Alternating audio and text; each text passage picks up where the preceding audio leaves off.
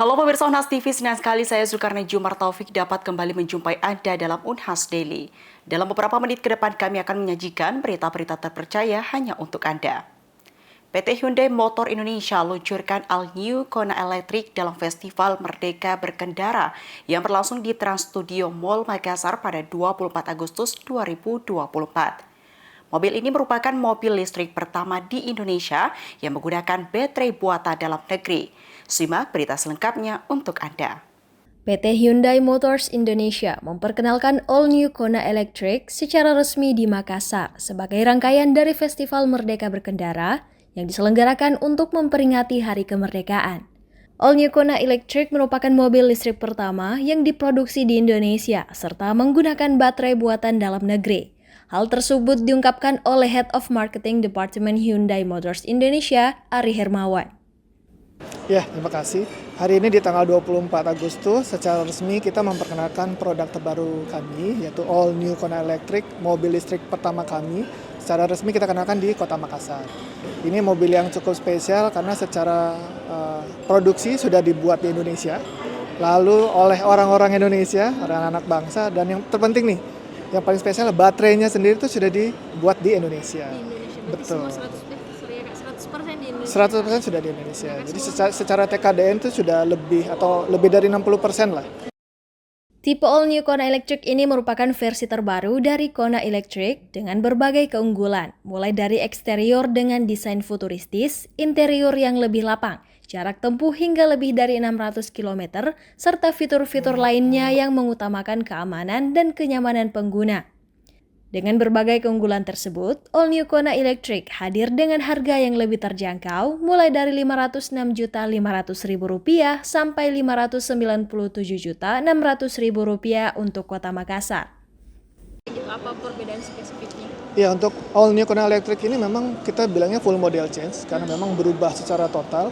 Tampilan depannya lebih futuristik dengan desain terbaru, interiornya juga futuristik dengan tampilan yang terbaru seperti misalnya dashboardnya itu sudah integrated meter cluster display, jadi nanti lebih lebar gitu ya, dan juga konektivitas terhadap smartphone-nya juga lebih futuristik dibandingkan yang lain.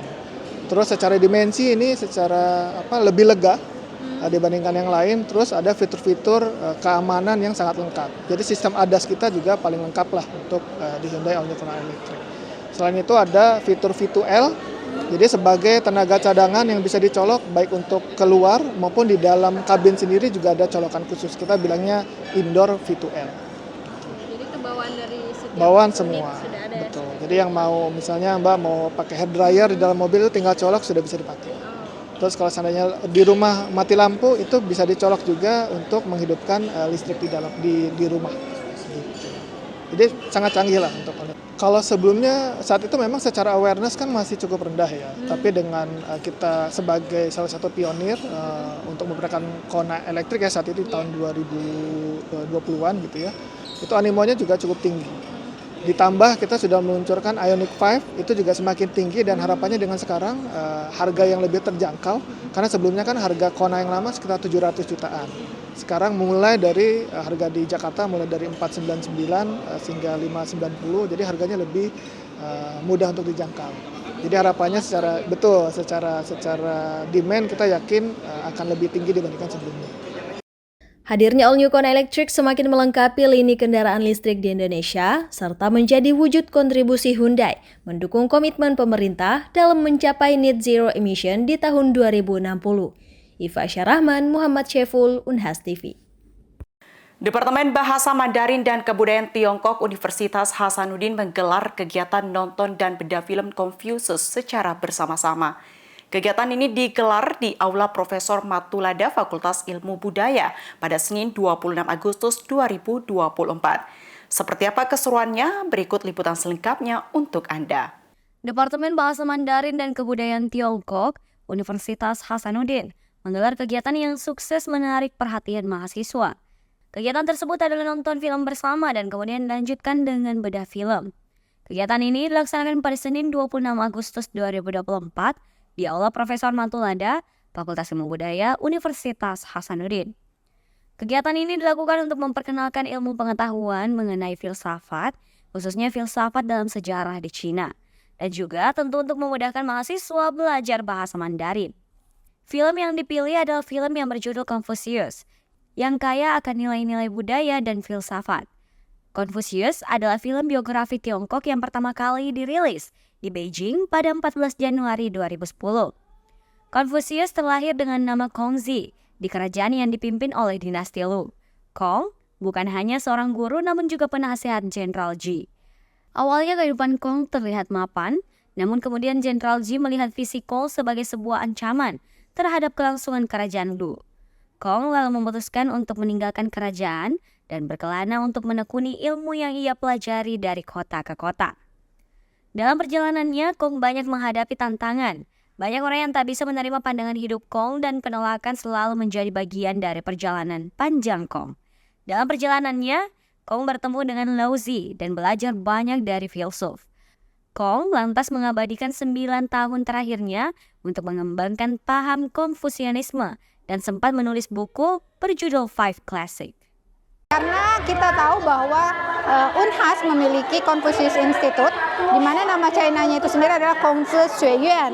Maka dari itu kami dari dari Bahasa Mandarin dan Kebudayaan Tiongkok ingin memperkenalkan siapa sosok Kongzi itu sendiri dan mengapa ada Kongzi Xueyuan atau Confucius Institute. Jadi intinya bahwa sosok Kongzi Xueyuan itu sangat berperan aktif dalam sistem pendidikan, di mana mengajarkan kita ada kata ren, di mana cinta kasih, kemudian bagaimana kita terbuka dan tidak ada diskriminasi dalam suatu sistem pendidikan. Artinya semua orang berhak mendapatkan pendidikan.